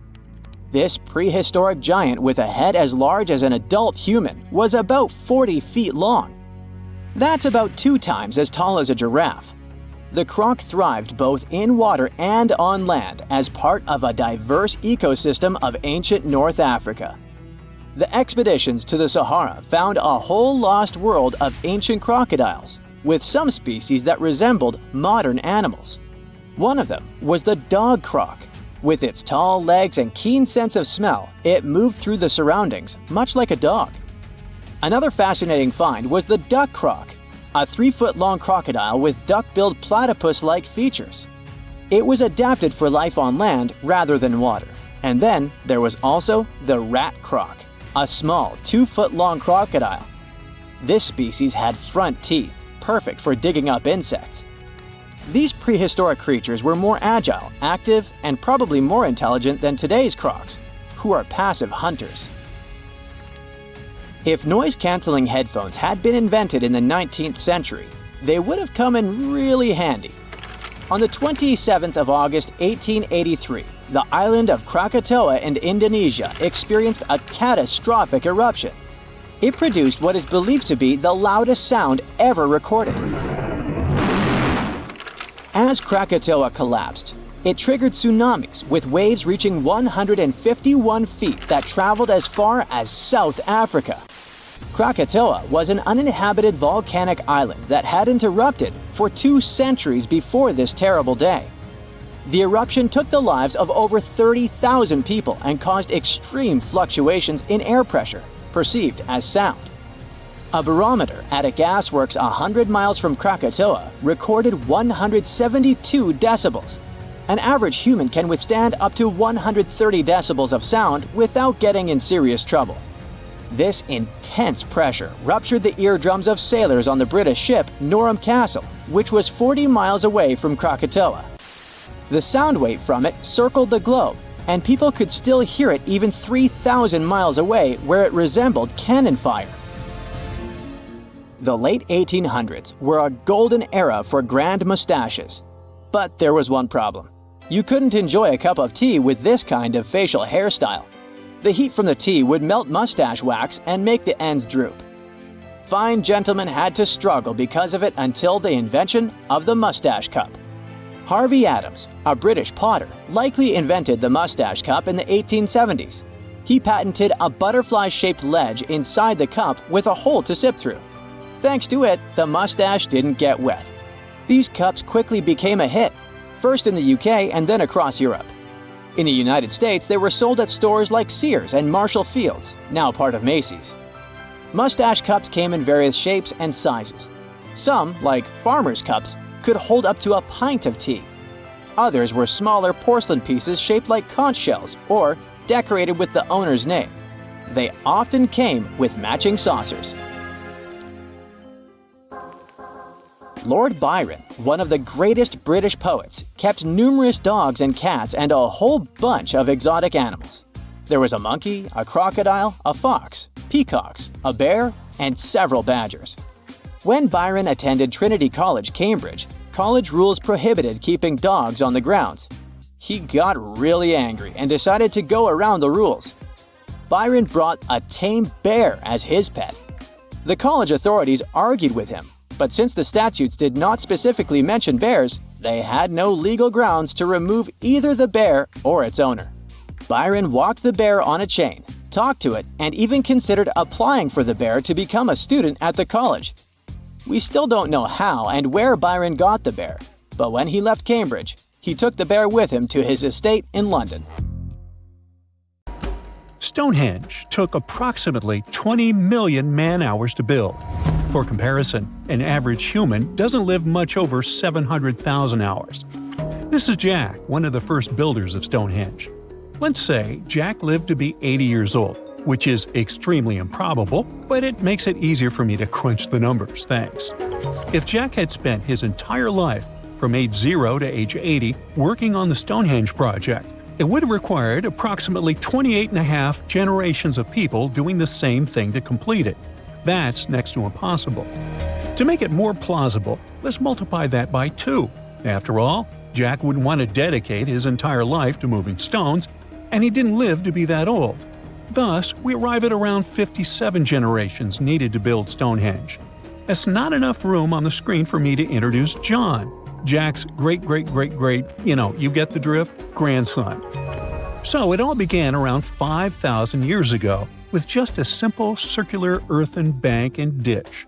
Fast forward to around 26,000 BCE, and the builders replaced that initial structure with a complex arrangement of wooden posts and brought in around 80 dolerite bloom stones from Wales, which were rearranged at least 3 times. Then, a few hundred years later, they added those massive sarsen stones, each weighing around 25 tons. These enormous sandstone blocks were transported about 19 miles to create a continuous outer circle, with 5 trilithons, 2 upright stones topped with a lintel, forming a horseshoe shape inside. It was a millennium-long building process that demanded years of hard work. So, people must have lived nearby, right? But how would they have found shelter back then? Today, we have houses for builders on site, small accommodations that serve as temporary housing. But structures like this definitely didn't exist when Stonehenge was constructed. Did they? Well, actually, they existed. And some recent archaeological digs near Stonehenge prove it. Archaeologists found this Stone Age eco-home, which is a huge deal since it's one of the earliest settlements in the area. This newly uncovered Mesolithic home dates back to around the year 4300 BCE. Let's take a closer look at this house, shall we? Now, for the walls, people back then used a large fallen tree, its trunk to be more precise. These wooden walls were reinforced with flint, and they even lined the pit left by the uprooted tree with cobblestones. To create the roof, they opted for animal hides, which sounds like a wise choice. They must have provided protection against the unpredictable weather of the British Isles. Now, you might be wondering, the weather in Britain is indeed unpredictable, and it has been that way since time immemorial. So, how did the builders manage throughout most of the year, particularly during the winter months? Well, the answer is simple. There was a hearth on site, which isn't surprising, but the system they employed was quite ingenious. A hearth inside the house would have posed too great a risk, yet bringing hot stones into the dwelling was perfectly safe. While they were hot, they couldn't ignite the building. So they used these stones from the hearth as a heat storage system to keep warm at night. And as a final touch, they even incorporated various stones for decoration. They didn't exactly get a Pinterest house, but it added a touch of elegance for sure. And if you think this discovery is merely about the houses, think again. It significantly changes our understanding of how people lived during that time. This discovery places them in an important prehistoric setting right at the start of the Neolithic area, sparking some interesting questions about whether these early folks could be related to the people who built Stonehenge. But there's a big worry. Experts are concerned that this significant find, along with other buried archaeological sites, could be at risk if the authorities go ahead with plans to build a tunnel to reroute the A303 away from the World Heritage Site. Sure thing, the house the scientists found wasn't in perfect shape, and it lacked some crucial elements people use for living. Some of them decayed over time, while others were simply absent. So the scientists took 20 tons of chalk, 5,000 hazel rods, and 3 tons of straw, and used all this to recreate the 4,500-year-old design houses. These new buildings are located close to Stonehenge, which is incredible since in this area, planning permission for even a new cowshed is problematic.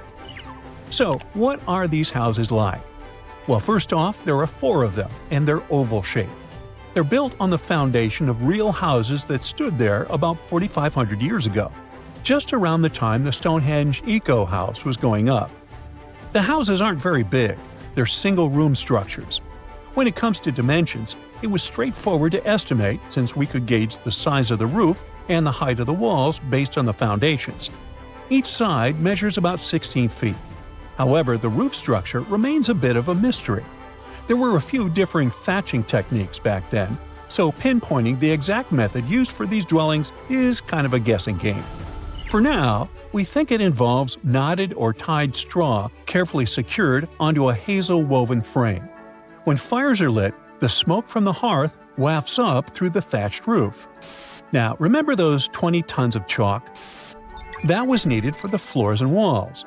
The white chalk walls and floors reflect sunlight and capture heat from the fire. But here's the kicker. The builders encountered a challenge because the ground was so waterlogged that some of the chalk floors took weeks to dry out. By the time they should have been bone dry, they were still as sticky as chewing gum. Now, it's safe to say people 4,500 years ago faced similar struggles, and we can really appreciate what they went through while building their homes. The final layer of daub was applied using rags, giving a smooth, almost shiny finish that looks surprisingly classy. The interiors are furnished with wooden and wicker beds and shelves, along with clay pots and jars, all centered around a cozy hearth. The spaces feel surprisingly roomy and are filled with light that streams in through the thatched roof, bouncing off those white walls. Plus, the woven furniture adds a nice touch of authenticity to the vibe. The fires have been lit, and the first meal, bread crafted from flour ground on a stone mill next to the hearth, has been prepared. Those who tried the bread were pleasantly surprised by its flavor, finding it quite tasty. Now, here comes the bummer. Those who recreated the houses did cheat a little. While the materials used were authentic, the tools weren't. They used cement mixers to mix the daub, wheelbarrows to transport the timber, and logs by the hearth were split with steel axes instead of stone ones. Still, the builders aren't professionals, they're volunteers. So I think a bit of cheating is totally cool in this case. There are other volunteers on site who are more than happy to chat about the daily activities of the Stonehenge builders, from grinding grain with a quern to making rope from rushes. But these houses and the Eco House aren't the only remarkable things in the Stonehenge area. Some years ago, archaeologists uncovered a burial site close to Stonehenge that predates the monument itself. This Neolithic long barrow, dating back approximately 56 to 5,700 years, likely contains the remains of some of Britain's earliest inhabitants. The burial site was identified through aerial images that revealed its distinct shape beneath the crops. Salisbury Plain is rich with ancient sites, including Stonehenge, various mounds, and monuments. The area has remained undisturbed over the centuries, which is likely why so many ancient structures are still intact. This discovery also shows a significant shift in human lifestyle during that era, marking a transition from a nomadic existence to settled farming and animal husbandry, much like the Eco House itself. The long barrow in question measures about 85 feet long and 65 feet wide, though much of its above-ground structure has been lost to farming over the years. If this site is like others in the vicinity, it contains the remains of 30 to 50 individuals, along with cow skulls, which were significant to those early communities. Rekat structure is a giant formation in the Sahara that looks exactly like a giant bullseye. It's so wide that you can see it from space. Even the CIA got interested in it. In 1965, they planned a flyover looking for geomagnetic anomalies. The findings are still classified. Perhaps the theories are true, and this place is truly the lost city of Atlantis. Now, Atlantis supposedly sank beneath the waves, but recent discoveries are pointing us in a different direction. This is an ancient story that goes far back in time, and Plato was the first to mention it. The place had loads of greenery and a curious structure, 3 concentric circles of land surrounding 2 circles of water. 2 key quotes from Plato's writing suggest that Atlantis might not have been a typical island in the middle of the ocean. Plus, Atlantis had a major influence from Africa and Europe, challenging the idea of it being in the Atlantic. It turns out that the Eye of the Sahara and Atlantis look alike. When astronauts saw the Eye of Sahara from above, they initially suspected a meteorite impact crater, but the rings of the structure matched the layout described of Atlantis. More importantly, the Sahara wasn't always a desert. It turned from a tropical region into a desert around 11,000 years ago. Researchers found evidence of a massive river called the Tamaracet that could have sustained a community. This river flowed toward the Rikat structure, aligning with Plato's description. The Trans-Saharan Seaway ran through the Sahara 50 to 100 million years ago. The sea allegedly destroyed Atlantis around 11,500 years ago, likely due to a rapid rise in sea level caused by the end of the Ice Age. NASA's worldview imagery shows patterns consistent with this theory. Those concentric rings might be a key to unlocking the secrets of our planet's evolution over millions of years. They're shaped by erosion on resilient rock layers, creating a spooky pattern of ridges and troughs. The central peak stands proud at 1,300 feet. The central part has undergone a significant erosion makeover, revealing a circular structure with a raised peak. Unlike impact craters, the Eye of the Sahara flaunts a striking balance and symmetry. Some say it results from rock uplift, sculpted by wind and water. Others think it's an ancient anticline, eroded to reveal its concentric glory. Then there's a salt diapir theory, suggesting that salt's buoyancy sculpted this beauty. Dating techniques have proved that it formed 541 to 252 million years ago, give or take a million or two. Ancient tools are scattered around the outer rings of the structure near riverbeds. Some older stone tools have also been spotted in the same areas. And still, even though some spear points from the Neolithic period have been found, there aren't many signs that people were living there back then. The area seems to have been used for short-term activities like hunting and making tools. There are other unearthly mysteries that haunt our world. One such enigma is in Norway. The ominous Hessdalen light phenomenon, also known as the Valley of Lights, leaves scientists confused. This valley is 10 miles wide. It's quite isolated, but a peculiar blue box sits high on the hillside, equipped with cameras scanning the valley. The unsettling saga began in the 1980s, when the night sky over Hessdalen erupted with burning fireballs, a recurring spectacle that sent shivers down the spines of those who witnessed it.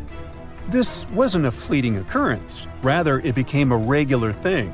Terrified locals reported encounters with these unexplained luminous phenomena, some of which happened near their homes.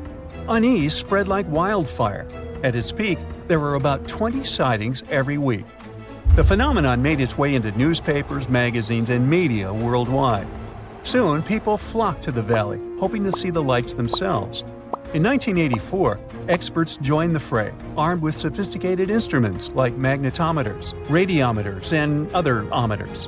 What they encountered was mind-bending, lights that defied explanation. Some moved at a leisurely pace, while others raced through the sky at an astonishing 19,000 miles per hour. People tried to explain these lights: airplanes, distant reflections, ball lightning, satellites, planets, meteors. But the speed and how these lights danced ruled out all those theories. We're slowly approaching another mysterious place. This is the greatest subglacial lake among Antarctica's 675 known lakes. It can easily hide unknown life forms. This lake is beneath the East Antarctic ice sheet. Dive about 2.5 miles under the ice, and there you'll see Lake Vostok, located at 1,600 feet below sea level. This lake is 155 miles long and 31 miles wide at its broadest point. With an average depth of 1,400 feet, it's also the world's sixth largest by volume. It's like an underwater city with lofty pillars and deep basins. The secret lake was discovered in 1993, yet it had been waiting to be found down there for over 2,000 years, collecting ancient secrets. In 2012, scientists drilled through the ice, creating the longest ice core ever. They pierced the ice all the way to the lake's surface. The year 2013 brought an unexpected twist when the tranquil waters erupted during the extraction of an ice core, mixing with drilling fluids.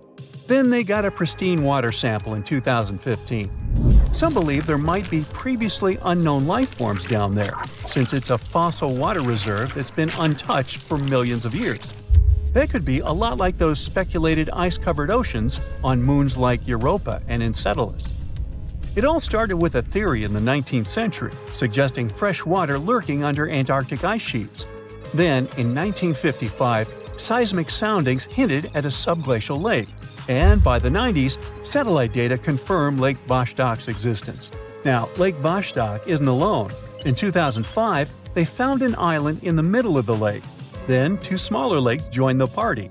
They suspect that a secret network of subglacial rivers might link these lakes.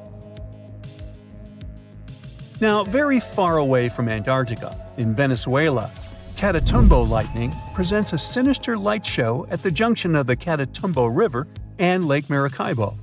This unsettling lightning phenomenon happens at about 140 to 160 nights a year, going on for 10 hours a day, and can flash up to 280 times in a single hour. The frequency of this lightning show changes with the seasons and from year to year. There was a break between January to March in 2010, causing a bit of worry that it might vanish forever. As the sun sets, winds from the east start picking up speed. The strong wind is called a nocturnal low-level jet, like what you see in the Great Plains of North America. These winds bring moisture, mostly from the Caribbean and the lake itself. This humid air hits high mountain ridges, causing thunderstorms to form over the mountains. Thanks to the ongoing wind situation, more thunderstorms appear as the night goes on. This pattern repeats itself, and is why this area has the highest annual lightning rate globally. The next place scientists cannot explain is in China. That is the Longyu Caves. They have lofty slanted roofs and sturdy pillars. The spot remained hidden for centuries. These human-made caverns, built around 2,000 years ago, decided to reveal themselves only in the 90s. Local farmers drained some ponds and unveiled 5 massive caverns. Further digging exposed an additional 19 smaller caves. They range from 60 to 110 feet in width and 26 to 50 feet in height. Archaeologists found historical relics from the reign of Emperor Zhuan of Han, dating back to over 2,000 years ago. Now, how did these caves survive for more than 2 millennia without falling apart? No ancient records explain the way they were crafted either. The walls show chisel marks, hinting at some layer-by-layer chiseling action, but the exact construction process is still a head-scratcher. Recently, scientists made an astonishing discovery that might solve Stonehenge's mystery. They found something hidden deep within the DNA of Stonehenge's sarsen rocks, the huge monolithic ones, and it might reveal why our Neolithic ancestors designed and built this thing in the first place. Over the years, scientists have been scratching their heads, trying to figure out where the huge sarsen rocks came from. For years, they believed they came from a quarry just 15 miles away from the site, known as Marlborough Downs. At this site, they found similar minerals to the ones that make up the sarsen rocks. But it turned out there was more to this story than they thought. The understanding of how Stonehenge was built is always changing. Scientists need to really travel back in time to uncover its mysteries. Where did the rocks come from? How were they carried? Why was the site built? You see, the Stonehenge site, located at Salisbury Plain in England, is made up of 2 main types of stone. There are the super heavy sarsens and the lighter and smaller bluestones. The sarsens each weigh about 25 tons. That's as much as 3 African elephants stacked together. The heaviest sarsen stone, called the heel stone, weighs 30 tons all by itself. Together, the sarsens make that iconic outer ring circle. Inside that circle, that's where you'll find the bluestones. The naming might seem a bit misleading since they're not really blue. They have a bluish tinge to them when they are freshly broken, hence the name. These smaller rocks probably came from the Preseli Hills in southwest Wales, which is about 150 miles away from Stonehenge. They're a bit lighter than the sarsens, but still pretty heavy. The altar stone, which is classified as a bluestone, is the heaviest one, weighing around 6 tons. Its original location still isn't known for sure. To figure out where a rock came from, scientists first have to study their composition. This is like checking the rock's DNA. Then they cross-reference the structure of the rock with minerals in the soil to see if it's a match. Most of the sarsens we see around southern England are actually made of a type of sandstone known as silcrete.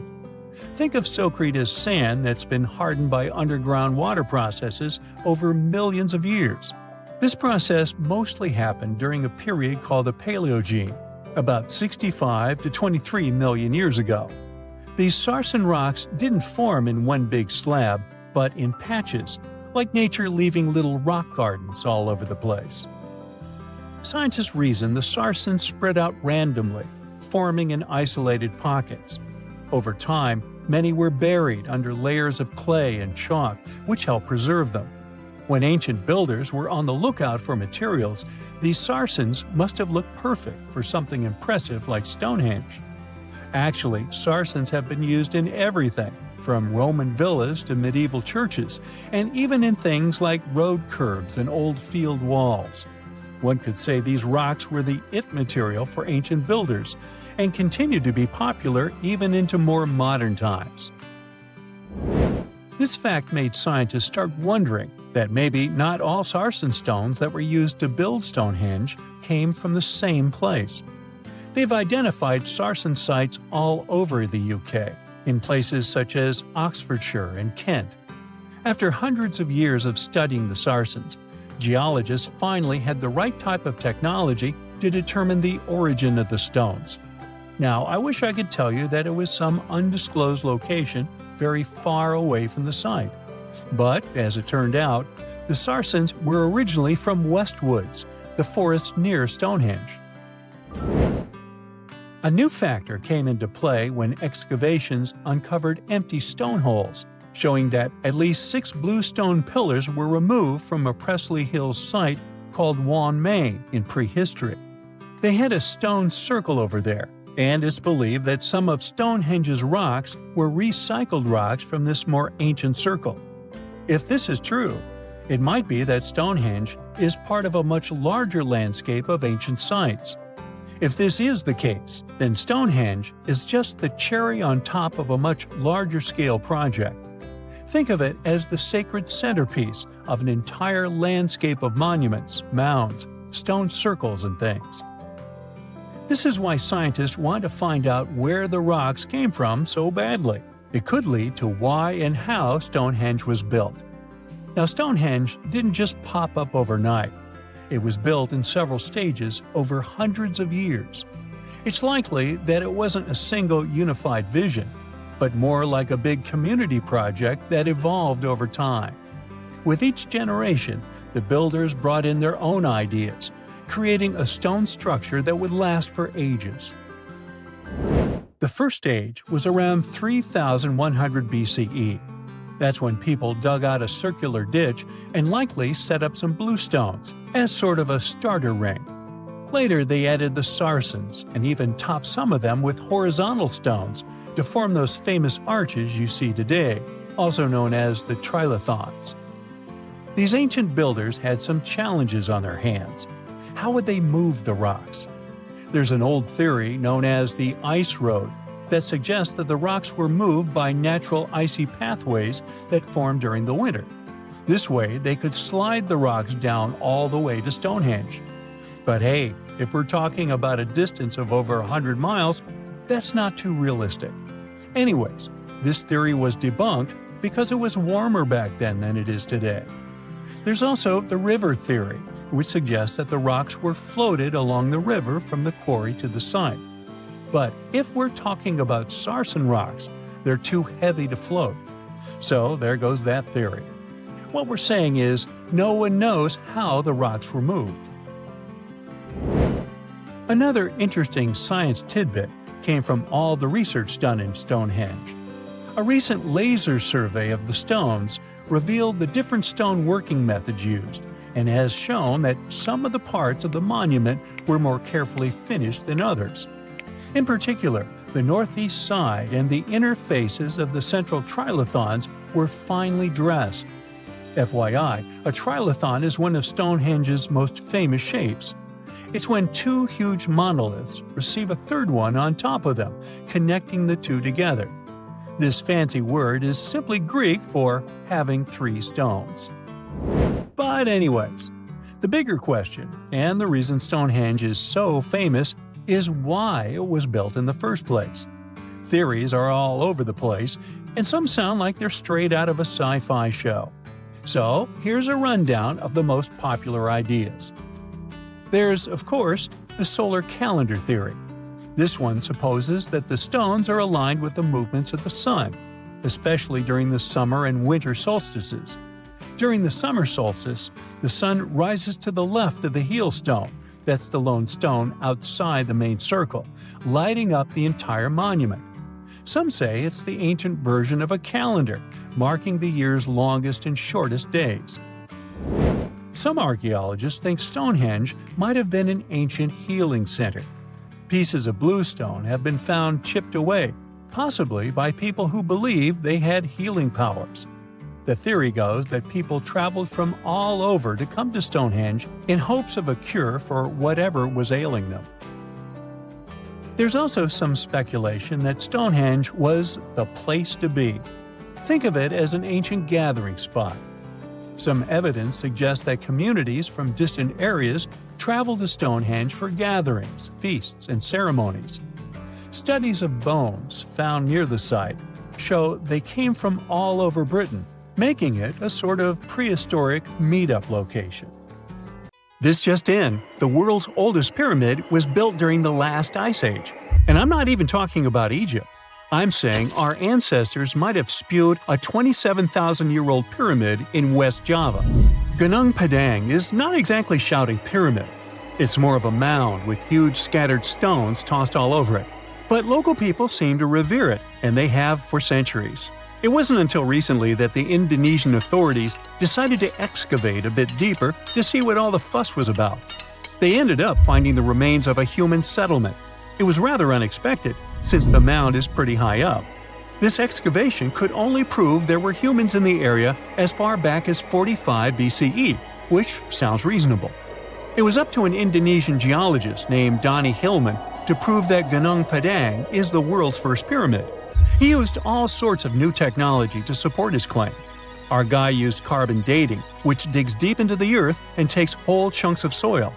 He found layers and layers of constructions, like he was digging up Rome and finding ancient buildings buried in the ground. His research proved that there had been caverns and even rooms down there, which could only mean one thing: humans. As for the rocks located up in the mound, they were most likely strategically placed by the people who lived there back in the day. They needed a place to meditate, so they arranged things in a harmonious way. Their smooth surfaces wouldn't be the result of years of erosion, but the works of great sculptures, the Michelangelos of their day, let's say. If this is all for real, then human civilizations began way before we think they did. Our ancestors, the Paleolithic humans, didn't have what it took to be considered a civilization, especially not the tools and knowledge to build pyramids. They needed a lot of masonry skills, which weren't all that available during the last ice age. His peers don't share this view, though. They could believe Hillman's theory if he had found evidence such as charcoal and bone fragments, but he didn't. Flint Dibble, another archaeologist, says that without concrete evidence of human activity, there's no proof of an actual pyramid.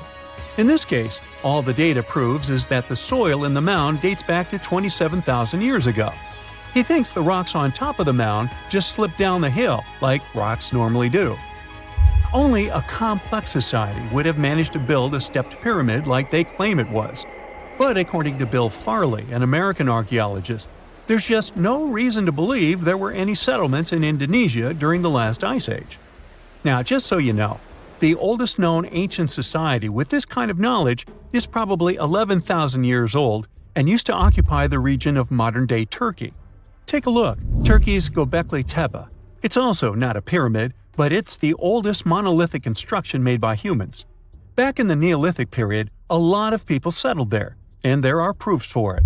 For example, the walls there are covered in ancient drawings of clothing and wild animals. Until recently, the title of the world's oldest pyramid went to a three-sided construction known as the Djoser Pyramid in Egypt. Djoser is located just a few miles south of the Giza complex in a town called Saqqara. It made its way to popular culture more than once. In the 18th century, it became a common feature in European paintings. Young men from the cultural elite did a grand tour around the world, and Saqqara was at the top of their list. It was also featured in the video game Assassin's Creed, with a digital representation way more accurate than many historical drawings of the thing. That was kind of a big deal in ancient Egypt, to build pyramids for kings to spend their afterlives. And if you thought the Khufu pyramid was the oldest one in the world, well, Djoser was built 70 years ahead of that time. The development of new technology has allowed archaeologists to make groundbreaking discoveries, and a new, or should I say ancient pyramid in South America might win the title in dispute. It turns out that pyramids were also pretty fashionable in the Americas in the old days. Among them are the iconic pyramids of Guatemala's Tikal temple complex, the same ones that appeared in Star Wars No. 4. But to find the oldest pyramid in the Americas, one would have to travel to Peru. Deep in the Peruvian desert, archaeologists stumbled upon a sprawling ancient metropolis known as Caral. At first, researchers believed that the settlement was pretty recent, since the site was way too complex for ancient technology to handle it. As we said, Caral is a desert town, like Las Vegas, but without all the hoopla. This means no easy access to water, and for cities like these to thrive, they need a considerable irrigation system, which leads us back to complex technologies. The Peruvians surprised us all with this new discovery. This site was huge, filled with an amphitheater, houses, and religious buildings. The whole thing probably sprawled through 370 acres. And when scientists went to test their initial hypothesis using radiocarbon dating, they found that the city probably sprung around 2027 BCE. On the site, archaeologists found 6 pyramids that could possibly predate the one in Saqqara. As far as they know, both civilizations coexisted in the same time period, in opposite parts of the world. But since researchers can't pinpoint the exact age of Caral's pyramids, it's pretty hard to guess which civilization completed their pyramid first. If only we had a crystal ball. Now, it just so happens that the shape of a pyramid is something that nature is able to produce all on its own, leaving us modern-day humans a bit confused. A classic example is the Japanese side of Yaonagani, which also goes by the name of Japan's Atlantis. The entire monument is about the size of 5 football fields and the height of a 5-story building. Explorers and scientists believe that Yaonagani dates back to 10,000 years ago. For Japan's top marine geologist, Professor Masaki Kimura, Yaonagani is the heritage of a lost civilization. Kimura has dived into exploring the ruins over 100 times over the past 10 years. To him, there are clear signs of human activity down there. Check out this triangular-shaped pool on the monument's surface. Kimura thinks it's actual proof of humans, because this triangle-shaped concave is a historical symbol of water fountains in the region. As it happens with a lot of these cases, not all scientists are convinced the same. For many, Yaonagani is probably the result of thousands of years of erosion, and the fact that the monument is composed of one massive rock leads them to believe it is not really human-made. Sure, these huge basalt columns may look like the ruins of a palace, but they're most likely the result of the intense volcanic activity in the region. And speaking of natural formations that really look like a human made it, a pyramid on Mars has been a hot topic lately. Humans have been keenly trying to prove that there is life on Mars for quite some time. But some are stretching it really far, saying that little green or gray people built a pyramid on the planet to try and build their own civilization. This picture was taken over a decade ago by the Mars Reconnaissance Orbiter, the MRO, but it started to resurface recently. It shows what looks like a 3-sided pyramid. Some people claim that the smooth side of the pyramid could only be the effect of otherworldly work. Then science comes along and explains that Mars is home to one of the deepest canyon systems in the whole solar system. The so-called pyramid is located in what is known as the Kandor-Chasma region.